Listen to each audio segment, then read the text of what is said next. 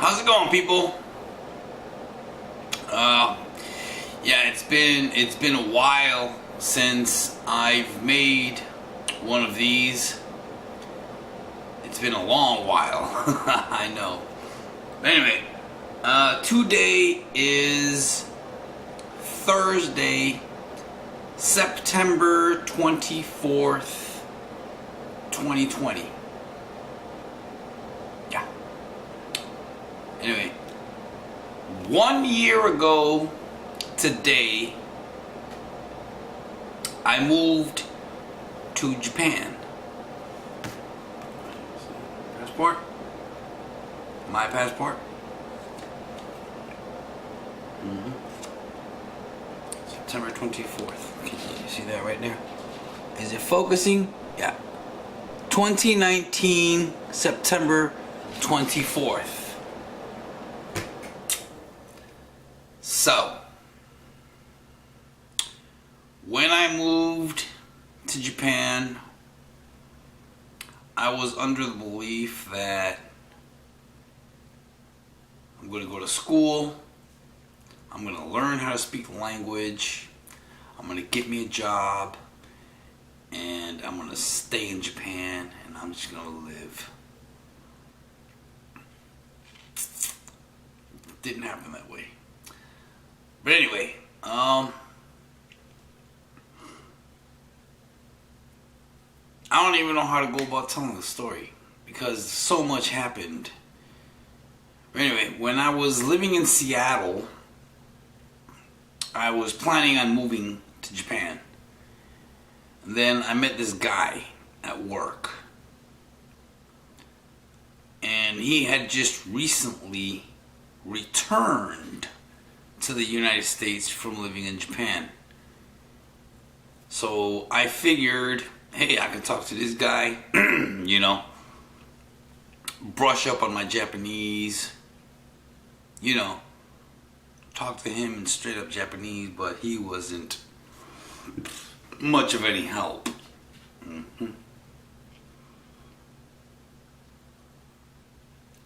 But I was watching this YouTuber, and I shouldn't have said she, but now you know it's a girl. This YouTuber made a statement in one video which stuck with me, and I listened.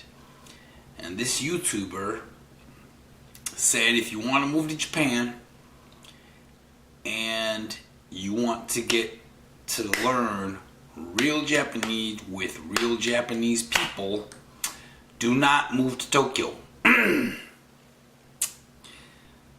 And given my experience with this guy I used to work with, that is what immediately clicked in my head.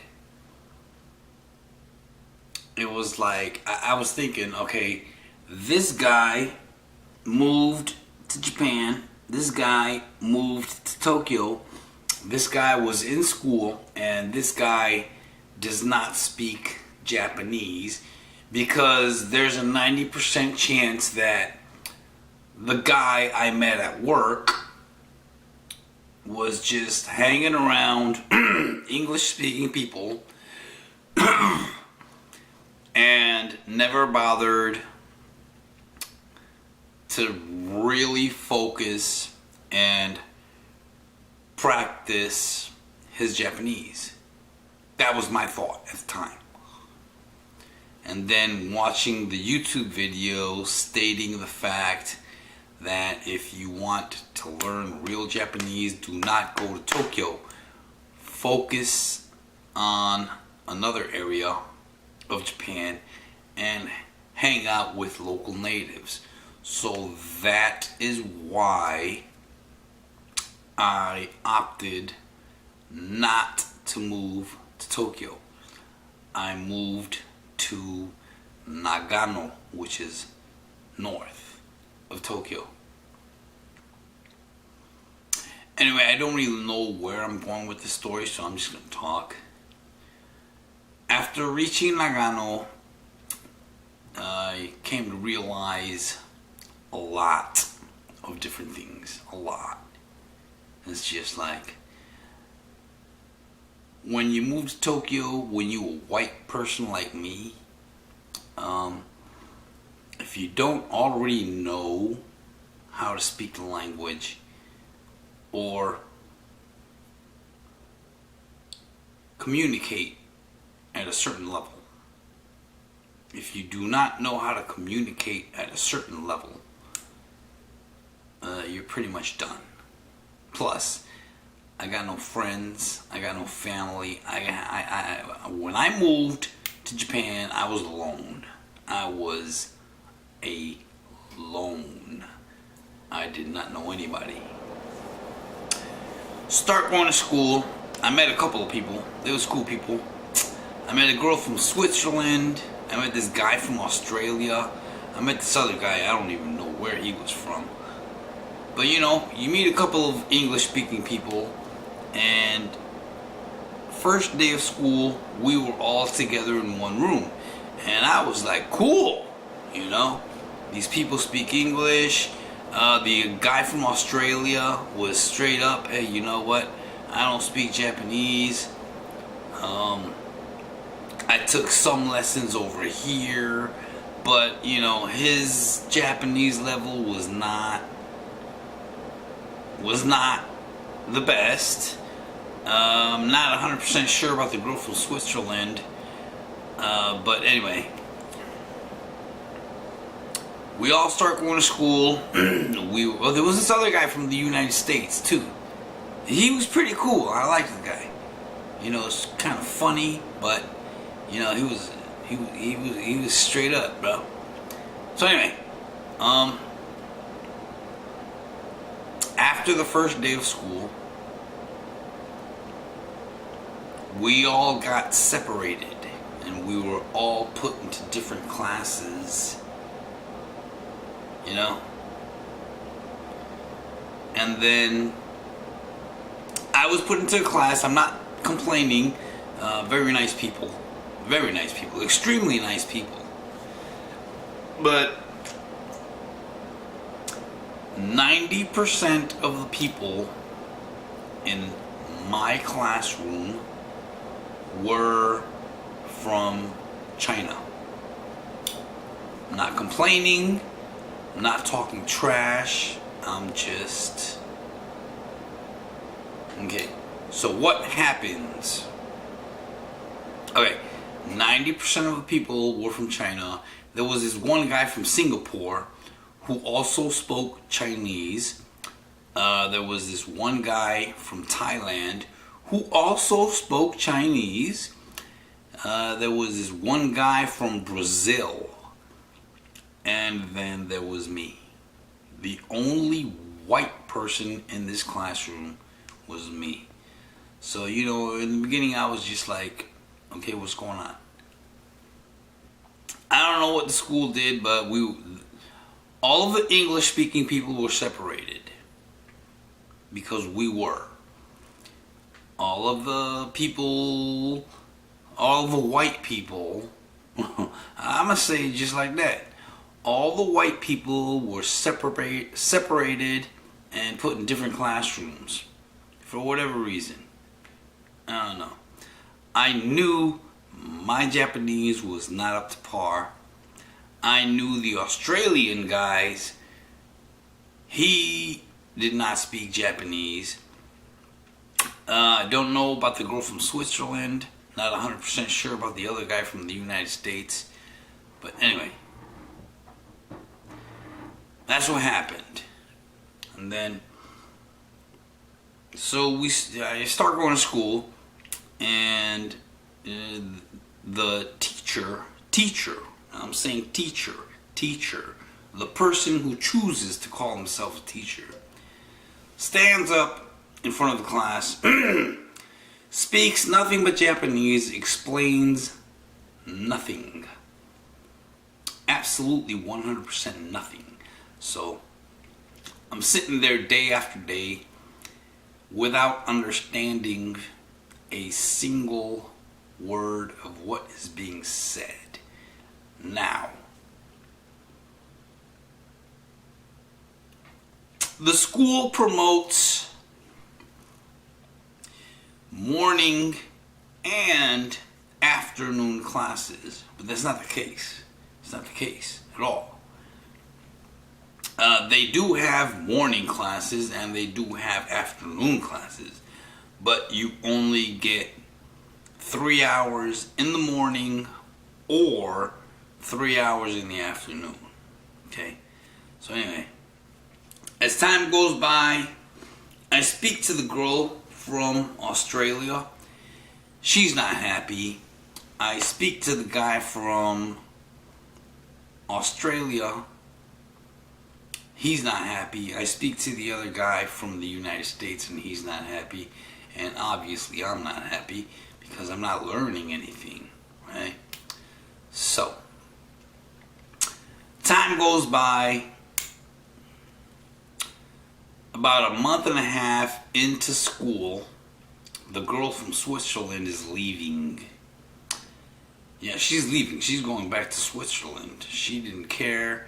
I mean, I met her and I bumped into her in the hall one day and she was talking to I don't know what you call the guy. The guy who's in charge of the dorm room, and she's talking about how she has bags she needs to ship or boxes back home. Anyway, she's gone. Then a couple of weeks later, I bump into the guy from Australia and he's just like, you know what, skip this. You know, it's just like a month and a half later, he is telling me, you know what, I'm gonna hang out here and then I'm just gonna go travel the country and then go back home. You know, he wasn't happy either. The other guy from the United States hung out, and then one day, you know, the other guy from the United States and I did not really talk. I mean, we'd be like, hey, what's up, how's it going, you know, blah blah blah, but we never really got into a conversation of anything. Look up one day and he's gone. He's gone. So, at the end of the first 3 months, now I'm like the only white person in the school. In the entire school. So anyway, I had to leave Japan and then re-enter Japan. Because I don't have a visa. So I can't stay in the country longer than 3 months. So anyway, I left Japan. I went to South Korea for like a week. Came back to Japan. And you know, I was really trying. I was really trying to study on my own, because that's one famous thing. You're gonna hear it if you go to Japan. You're gonna hear the teachers say, you need to self-study. Study yourself at home. Study at home. And that's one famous thing. They love saying that shit. They love saying it. Probably shouldn't have said that, but it slipped out, you know. But they love saying that. Self-study. You need to self-study. And it's just like I tried, bro. I tried because I asked for help. I was like, you know, can I get a private tutor? And it was, yeah, they did. They provided tutors, but it was $50 an hour. Yes, 50 US dollars per hour. And I'm not rich over here. So I was like, okay, okay, let's see how it goes. Let's see how it goes. And And the teacher,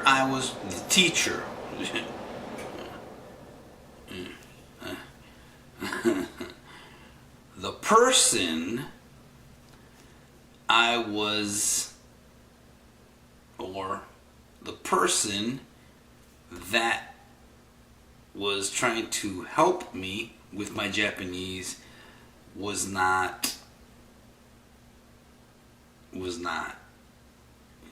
just not. That was, I took 3 classes, and that was $150. I should have just drunk it, because it was no help. There was no support. There was no nothing, bro.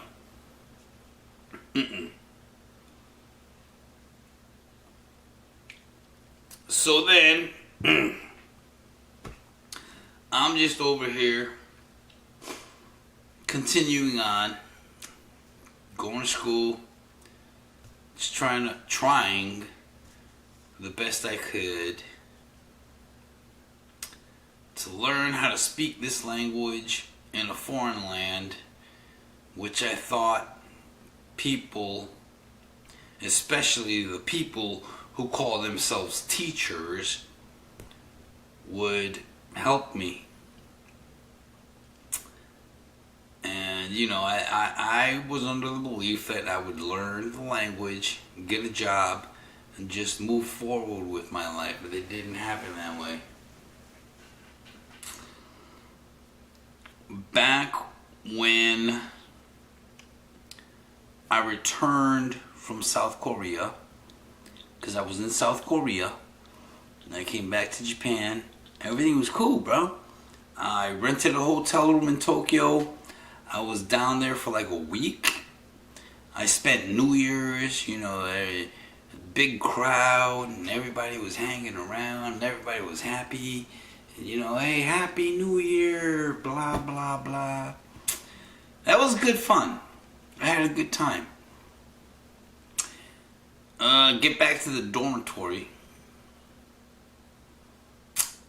Then like a week, maybe 2 later, this is like late January, people start talking about this virus. People start talking about stuff like that. This is late January in Japan. Alright? I was like, I ain't heard about it. I don't know anything about that. People start talking about start wearing a mask. Me being from the United States, I'm like, I ain't wearing no mask. What am I gonna wear a mask for? And I thought that was only, I thought Asians wear masks on their face. Those masks. I ain't putting on no mask. I'm not no fucking weeaboo. Shouldn't have said that, but it came out like that.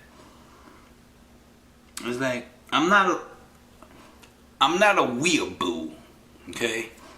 If you don't know what a weeaboo is a person from a foreign country who wants to be Japanese. And you're a wannabe Japanese, you're a wannabe Asian, okay? I am a hard-boiled egg. I am that. I'm not a weeaboo. So I wasn't putting on no mask.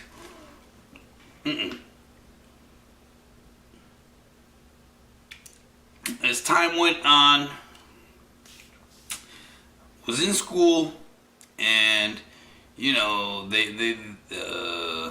a teacher comes in talking about, put masks on, wash your hands after you go out and whatnot. You go out, when you get back to your dorm room or apartment or whatever, wash your hands. They're giving you the spiel about this thing. And I'm over here still thinking, I don't care. And then it finally hit me when this student came back from China. Why they allow this person to enter Japan from China, when this thing is going on. Don't know. And they had this student quarantine themselves in their room. So then, that's when it clicked. That's when it clicked, and I was like, okay, this is something serious. I need to I need to start taking this serious, because I'm over here like, I don't care, whatever. Come to find out, it's not just a little thing, and then I start following the news and whatnot. Start finding out this thing is all over China, this thing has hit Korea, this thing has hit Japan, this thing has hit the United States, this thing has hit, it's just like it's all over the world, This thing is, it's not just something you can just brush off. And that's when I knew.